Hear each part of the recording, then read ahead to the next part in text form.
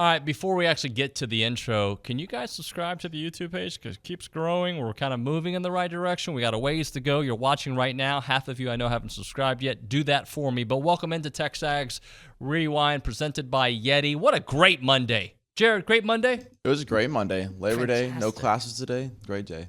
Great day of work, too, right? Absolutely. You're supposed to say, yes, David, because you were such a good host. Because you were the host. We had OB on, Yeah. had Tom Hart, Billy in studio, of course. Yeah, we did. So we went over the A&M 52-10 win over New Mexico, and of course we were thinking about Miami, which is coming up next. Tom Hart was on the program. Billy broke it all down. We had to break down that defense and, of course, that stellar offense. That and more next on the TexAgs Rewind. But I thought the offensive line I thought it was okay. Yeah. I didn't come away thinking, wow, what a dominant performance. But I thought it was okay. I mean, it didn't look bad. No, they were fine.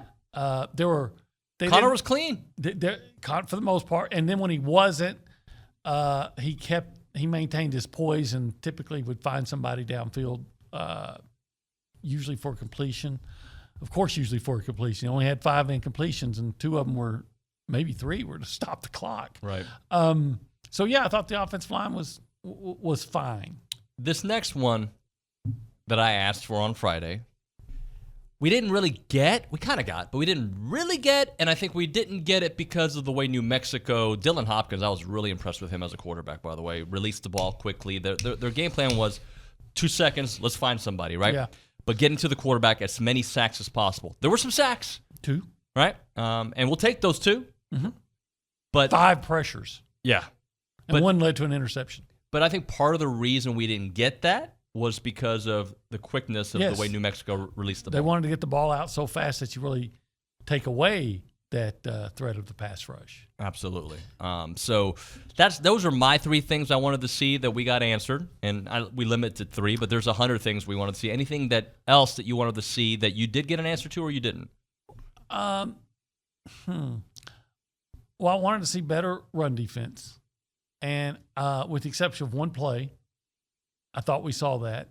The 1 play, they you showed me the replay. Yeah, there of was it. one linebacker that was kind of caught flat-footed. Looked like he wasn't sure where to go, and by the time he figured out where to go, lineman was on top of him, and they ran right by where he should have been to fill the hole. But with the exception of that 1 play, I think New Mexico averaged something like 2 yards a carry on 30 carries. All of those things were exactly what people were reporting, at least internally, about A&M's offense. And how about the running backs? And how about the freshman? He looked pretty good, didn't he? Yeah. I mean, yeah, it's fantastic. You don't look back, don't be suckered into people who have you look back and say, oh, it's only New Mexico.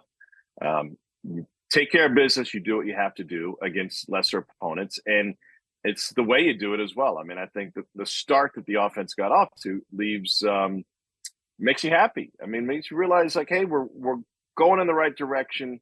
We're moving in the proper ways, and we've got the right people on the field to do it. And listen, half the teams that went out and played college football this weekend lost. So better than that.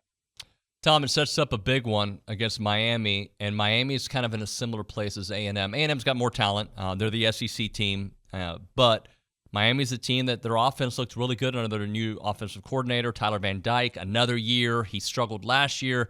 It sets up a huge one. Your thoughts, at least on a Monday, heading into that game on Saturday?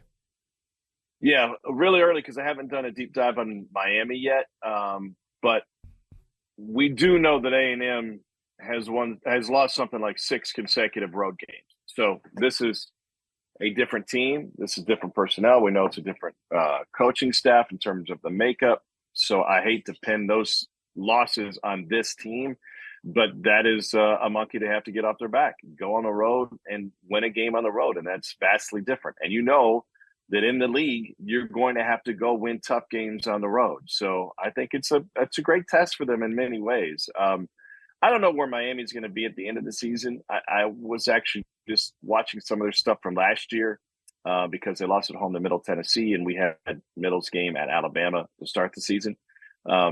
So I agree with you. I don't think that talent level is anywhere close to what A&M is. It was actually, I couldn't have thought of a better way for a season opener to have gone than the way A&M played Saturday night. I thought they did everything we said we hoped to see. Yep.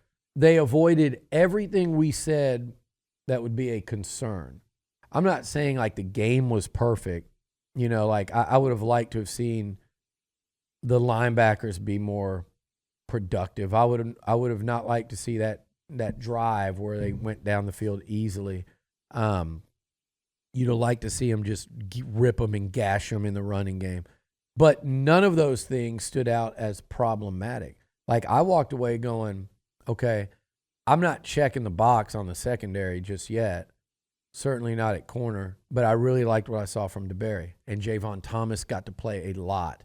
I thought Chappelle did really good. So I'm not I didn't come away feeling worse about it. I actually came away feeling a little bit encouraged. But not enough to know. Yeah, well, yeah.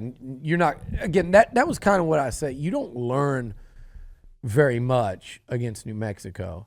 But what I did learn is there are some just bad dudes on the inside of that defensive line. McKinley Jackson, Walter Nolan, Shamar Turner. I thought they all looked really good. And then even those ends, it wasn't like a ton of pressure, but I thought they looked just strong and they could chase. And they got a little pressure as the game went on. You know, this is an opponent that tries to. Right. Their nightmare is pressure. Their nightmare is trying to have to block a team like an A&M or a Miami if you're Miami of Ohio. Their nightmare is to have to block for more than a few seconds because they know their quarterback might get killed and it ruins their whole season. So they do everything they can to avoid pressure and sacks, but a really nice game. Yeah. And I thought he looked really good. Thought he looked good. He had the pick. He had the sack. He is physical as a tackler. You know, I heard you say, well, I don't you really want your corner making all those tackles. It just depends. But that's what I said, though. Yeah. I said it it's depends not like on if the the situation. safety makes 20 tackles because the running back's back in there. Right. You know, you don't like that. At corner, I mean, whatever. He's not going to average 10 tackles a game, but he helped in run support at corner. Yeah, he did. Those are good tackles. Those are the tackles you want. And if you give up 7, 8, 12-yard catch, I also really want you to make that tackle. So if he's making 12 tackles a game and giving up 12 catches for 120 yards, then yeah, we don't like that. If he's making 10 tackles and multiple ones are by the line of scrimmage, including a sack, and he gives up a couple completions but also gets a pick, like I thought he played well. And again, I said it all offseason. This guy was a second-team all-ACC pick. He was a third-team honorable mention pick last year. So he's had 2 years where he's gotten all-conference mention in the Atlantic Coast Conference, playing for a bad program up there. So he's not getting any benefit of the doubt or any love. And he stood out. So that drive is funny to me because I was getting that and I was getting, oh, man, they're running all over us. And they really didn't run very well the whole game. I'm sure you go back and there are things. Again, I saw some bust misfits at linebacker that I didn't like because that was a real problem last year and it could continue to be. It's a concern. We'll ask Jimbo today, but, you know, J.D. Davis posts on his social media where looked like he was in a hospital bed getting wheeled through, you know, saying, you know, he loved everyone. So it looked like he might have had something requiring. And it could be like, you never know, and that's a couple-week thing. Right. Or we'll find out today. All right, Jorts, tell the people what to do. Like, comment, subscribe, turn that notification bell on so you don't miss any TexAgs radio content. We'll be back tomorrow. A question about jorts. Are they back in style? Because then things go in and out. So they're back? They're back in? I think jorts are somewhat in style only for like game days or concerts, things like that. Not on a daily basis, in my opinion. Like to go to HEB. It's like overalls. You know, like people wear overalls for the games. It's not a daily occurrence unless you're an actual farmer. I'm trying to think the last time I wore overalls. I don't know if I've ever worn them, but I don't think I ever have. Jorts in are my coming life. back for game days or concerts, in my opinion. All right. Well, you used to have a different nickname. Now you're Jorts. So I'll take it. all right, buddy. Thanks so much for watching. We'll see you guys next time.